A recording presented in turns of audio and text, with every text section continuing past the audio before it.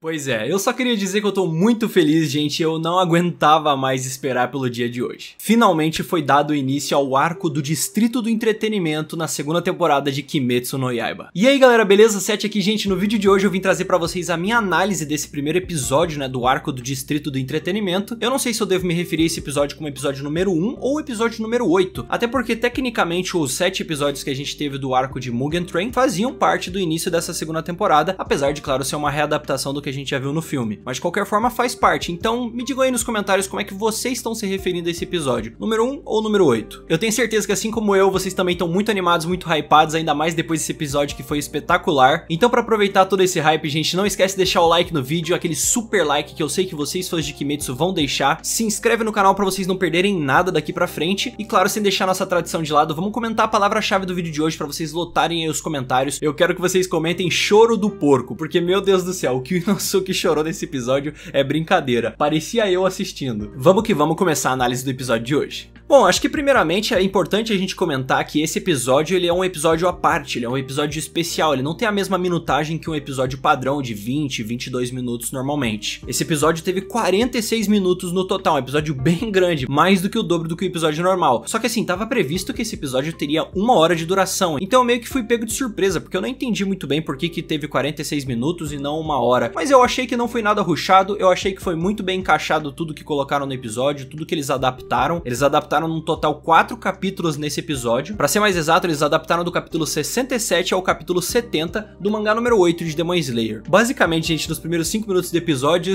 eles decidiram acabar com o nosso coração. Eles falaram assim: eu sei que vocês já estão chateados com a morte do Rengoku, mas por que a gente não pode estraçalhar mais um pouquinho o coração de vocês que já tá em pedaços? Por que não, não é mesmo? E é exatamente isso que acontece. Eles revivem várias cenas, vários momentos ali da luta do Rengoku contra o Akaza. É uma coletânea de cenas bem legais ali no início, mostrando tudo que rolou nesses últimos momentos lá no arco de Mugen Train. Eu achei que ficou muito bom, principalmente a parte dos momentos finais do Rengoku. Sério, mostra muito bem o que era o Rengoku, a personalidade dele e o caráter dele. Gostei que eles também mostraram um pouquinho mais novamente do desespero do Tanjiro, principalmente na hora que ele discursa pro Akaza e joga a sua Nichiren nele. Aquele é um momento que me pegou muito, pelo menos quando eu tava assistindo o filme, porque você realmente sente e se conecta com o personagem de uma maneira absurda. E eu achei que ficou legal colocar isso de novo, porque dá pra gente sentir novamente um pouquinho do que o Tanjiro sentiu naqueles momentos. A tristeza do Inosuke também achei bem legal eles colocarem mais alguns takes que não tinham no arco de Mugen Train, né? Do Inosuke andando assim pra longe, todo abalado, triste, chorando muito. Gostei também disso. Sendo bem sincero, eu chorei mais do que eu achei que eu ia chorar. Eu sabia que eu ia chorar nesse episódio porque ia ter coisa que ia me emocionar, mas cara, já logo de início eu já tava chorando porque eu tava relembrando de tudo que eu senti vendo o filme e na readaptação. Vocês também já estavam chorando nessa parte? Deixa nos comentários. Logo depois dessa recapitulação aí no início, a gente também vê os caras lá da corporação chegando pra socorrer o corpo do Rengoku, né? A gente também vê em seguida, né, o Senjuro, o irmão mais novo do Rengoku, né, recebendo a notícia da morte do irmão, o que pega um pouco também, principalmente quando ele cai de joelhos no chão com o Corvo falando ali com ele. Pesada essa cena. Depois a gente também vê o Kagaya, né, o líder da corporação, né, recebendo a notícia e, claro,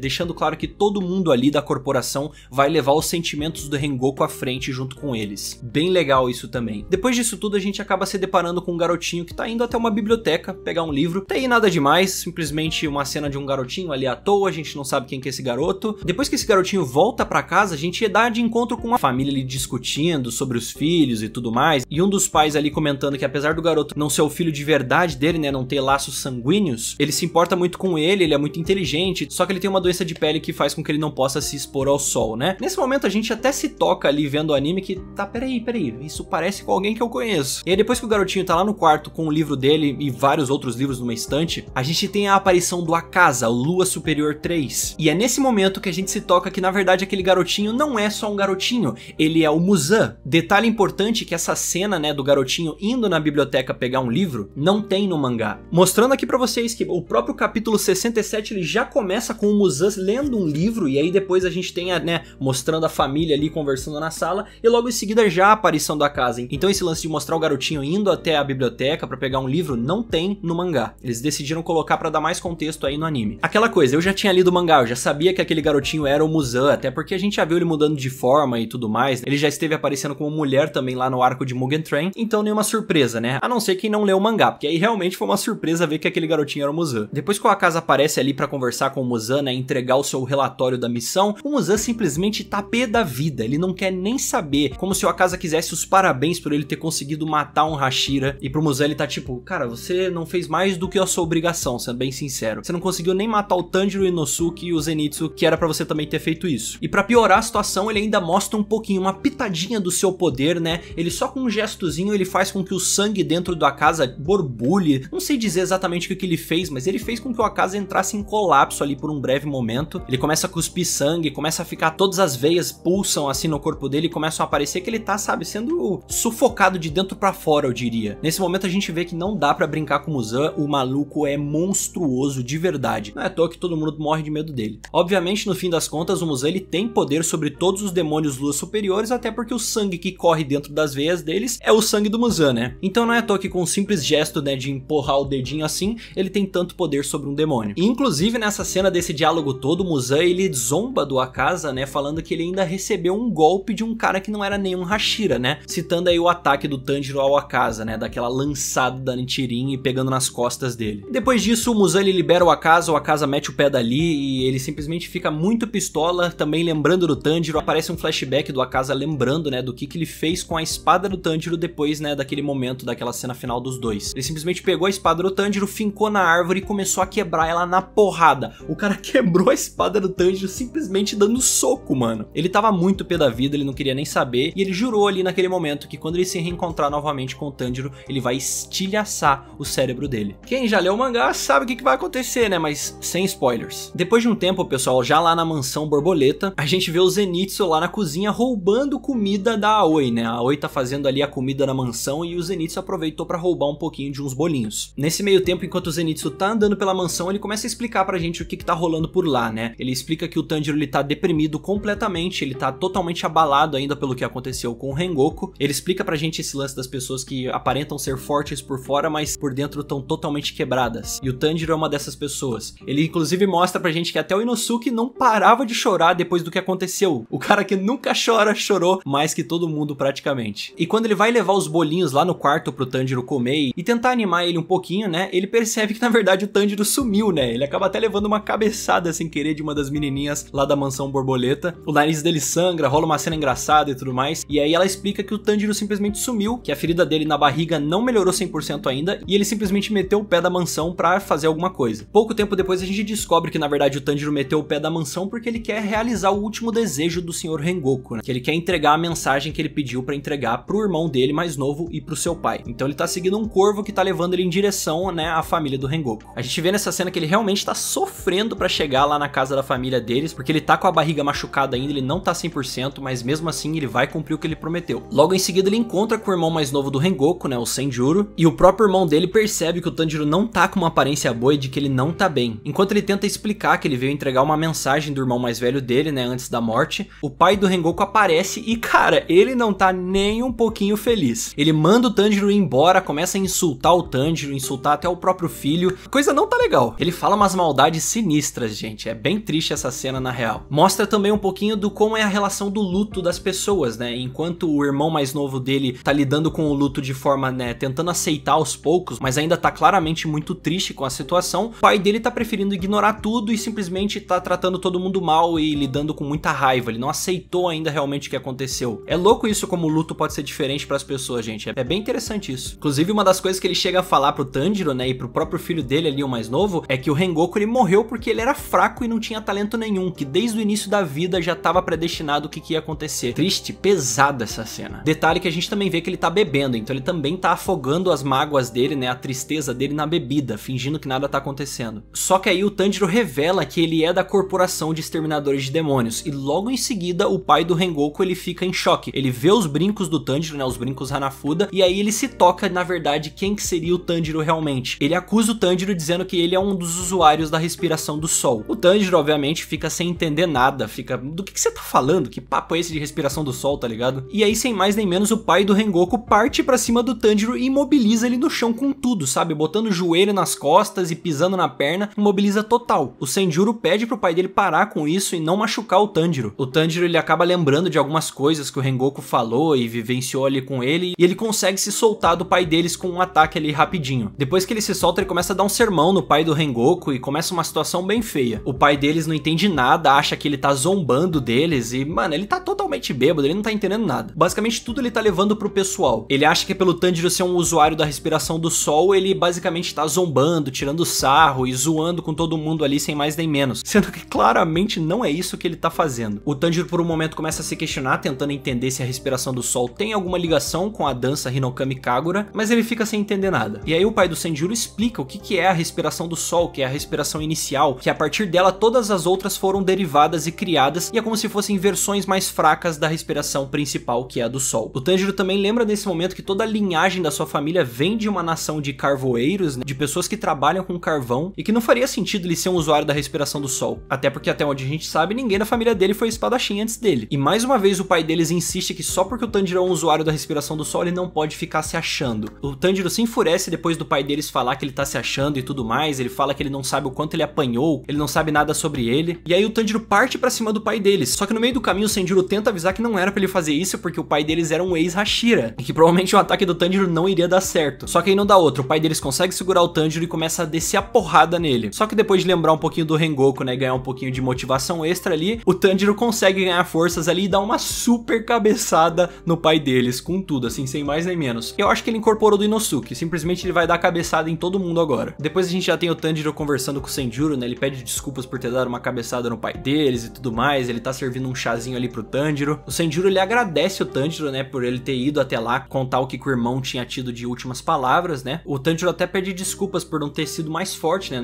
ele não tinha como ajudar mais o Rengoku, mas ele queria muito poder ter ajudado, pra evitar o que aconteceu. E aí começa outra cena que pega no coração, porque o Senjuro, ele se emociona, começa a chorar ali, os olhos enchem tudo, é fogo, é complicada essa cena. E aí o Senjuro aproveita pra oferecer pro Tanjiro um livro em específico, que seria um livro das anotações do 21º pilar das chamas. Ele disse que via o pai dele olhando muito pra esse livro, então ele achou que poderia ter alguma coisa que o Tanjiro procurasse, né, sobre a respiração do sol, sobre a Hinokami Kagura. Porém, eles descobrem rapidamente, né, depois de abrir ali o livro, que, cara, tava tudo rasgado, tava faltando muita coisa dentro, as páginas estavam todas estragadas. O Senjuro até suspeita que o pai dele que poderia ter feito isso, né, rasgado as páginas, mas não se sabe. O Senjuro, ele até fala que, pô, você veio até aqui e não conseguiu nada do que você queria no fim das contas, mas o Tanjiro logo explica, ele é uma pessoa bondosa, ele vai entender, obviamente, né? Ele começa a ter todo um momento de reflexão ali de que realmente ele poderia ter salvado o Rengoku, talvez, se ele fosse mais forte. Mas não dá pra dizer isso com total certeza, né? No fim das contas, é só uma hipótese e uma teoria. E aí ele explica pro Senjuro que ele vai trabalhar não importa o quanto ele sofra, mas ele vai honrar o Rengoku e se tornar um Hashira assim como ele. Depois disso, o Senjuro até explica pra gente que o Rengoku nunca teve um Tsuguko, né, que seria um aprendiz. Ele conta que o plano inicial era ele ser o aprendiz, né, do irmão dele, só que por ele não ter chegado num nível, né, básico, assim, suficiente de habilidades com a espada Nichirin, a Nichirin dele nunca mudou de cor, e assim ele desistiu da ideia de se tornar um espadachim. Pesado também essa cena, mano, fiquei com um dozinho dele, mano, pô, moleque é gente boa. E ainda por cima ele conta pra gente, faz todo um desabafo de que ele tem muito medo, porque ele meio que quebrou a linha de sucessão, né, dos pilares das chamas, por ele não ter conseguido virar um espadachim. E aí o Tanjiro, pô, motivacional, coach mesmo, ele vai lá e fala, pô, você tem que seguir o que você quer fazer, não importa o que os outros falem. E ele ainda promete pro Senjuro que se alguém mexer com ele, ele vai dar uma cabeçada na pessoa. O Senjuro logo dá uma bronca no Tanjiro e fala, ó, você tem que parar com isso, para de dar cabeçada nos outros. E antes do Senjuro e do Tanjiro se despedirem, ele oferece ao Tanjiro o protetor da empunhadura da espada Nichirin, né, do seu irmão mais velho, Rengoku. Ele oferece esse molde pro Tanjiro, dizendo que vai proteger e cuidar dele, né. E depois disso eles se despedem, né, finalmente, e o Tanjiro vai voltar pra mansão borboleta. Depois disso a gente vê o Senjuro indo tentar conversar com seu pai mais uma vez, né, pra contar pra ele as últimas palavras que o seu irmão mais velho deixou pro pai dele, né. Só que aí de momento inicial o pai dele não quer nem saber, ele ainda tá muito bravo, bebendo, ele manda ele embora, não quer nem saber de nada. Só que aí depois de um tempo ele insiste e consegue explicar pro pai dele que o irmão mais velho dele, a única coisa que ele queria, as últimas palavras dele pro pai dele eram: cuide da sua saúde. Porque ele se importava com o pai dele, obviamente, tá ligado? Ele queria que ele se cuidasse e não deixasse a sua saúde piorar. Em seguida a gente vê o pai deles lembrando de memórias do filho e aí não tem como, ele tenta até beber de novo, mas não consegue, ele larga a bebida e desaba em lágrimas totalmente. E cara, essa cena é incrível, essa cena é demais, a gente sente mesmo que o pai dele quebrou por dentro ali naquele momento. Logo em seguida a gente vê, né, o Tanjiro voltando finalmente pra mansão borboleta, só que infelizmente no meio do caminho ele dá de cara com o Sr. Hotaru. O Sr. Hotaru é aquele que fez a espada do Tanjiro e caso vocês não se lembrem, o Tanjiro perdeu a espada mais uma vez, né? Porque ele arremessou ela nas costas do Akaza. Complicado, mas aí começa uma perseguição do Sr. Hotaru atrás do Tanjiro, ele começa a fugir pela floresta durante o dia inteiro. E ele só consegue escapar graças a Aoi, que libera um portãozinho lá nos fundos pra ele entrar na mansão. Em seguida disso a gente tem uma cena do Tanjiro, Inosuke e o Zenitsu comendo, né? Fazendo a refeição básica lá, né? Que as meninas fizeram pra eles. E a gente descobre que o Sr. Hotaru ficou de boa porque ele começou a comer uns bolinhos lá que deixaram ele pianinho, ele até esqueceu do que tinha acontecido. É engraçado que depois que elas contam, né, o que o Sr. Hotaru tava comendo, o que elas fizeram pra ele comer e ficar de boa, o Inosuke até fala, ó, eu vou querer também. E a Aoi fala, não, depois eu compro pra você, tá tranquilo. Será que é uma pitadinha aí do relacionamento futuro de Inosuke e Aoi? Queria falar nada não, mas lancei. Falei, tô leve. E depois disso, pessoal, começa uma sessão intensa e insana de treinamentos dos três, né? Dando direito até, inclusive, ao Zenitsu e o Tanjiro sem camisas bombados. Cara, essa cena é engraçada porque, se eu não me engano, a gente não tinha visto ainda o Tanjiro e o Zenitsu sem camisa. Era só o Inosuke porque, né? Afinal, é o Inosuke. Mas o Tanjiro e o Zenitsu ainda não. E os caras tão bombadaço, mano. Six-pack completo, tanquinho e tudo. Começa uma sessão deles fazendo flexões sem camisa ali, com as meninas em cima deles, tipo, nas costas. Eles puxando peso com pedra e tudo, fazendo sessão de correr. Cara, eles estão que tão com tudo. O Tanjiro, inclusive, ele recebe de volta a sua Nichirin, né? O Sr. Hotaru deve ter feito uma nova pra ele no fim das contas. E aí os corvos começam a dar ordens pra eles de pra onde que eles têm que ir em cada missão. Depois disso a gente vê o Tanjiro, né, saindo na chuva após receber ordens de um corvo pra ir até um templo, né, exterminar um demônio. O Tanjiro, ele chega lá com a Nezuko junto dele, né, na caixa bonitinho, já podendo sair até porque tá de noite, né, chovendo. E aí chegando lá, o Tanjiro dá de encontro com esse demônio que tava escondido, camuflado, né, e cara, o demônio bizarríssimo, todo cheio de patas de aranha. A Nezuko e o Tanjiro saem no pau com ele, com tudo, só que ele acaba conseguindo fugir por um breve momento. O demônio, ele foge até um galpão perto do templo, né, que ficava ali junto com uma casa de alguma família próxima. Só que não dá, mano, o Tanjiro chega ali sem mais nem menos, falando, ó, acabou, esse é o teu fim, já vai se preparando aí que eu vou te finalizar e vai ser agora. Então o Tanjiro parte com tudo pra cima do demônio e usando a quarta forma da respiração da água, ele acaba decepando ali o pescoço do demônio. Quando o Tanjiro tá voltando pra Mansão Borboleta, ele começa a escutar alguns barulhos de grito e choro e ele tá sem entender nada. Só que aí a gente dá de encontro com o pilar do som, o Tengen Uzui, o grande Hashira protagonista dessa segunda temporada, né? E ele tá simplesmente raptando as meninas lá da mansão pra levar uma missão com ele, sem mais nem menos. As menininhas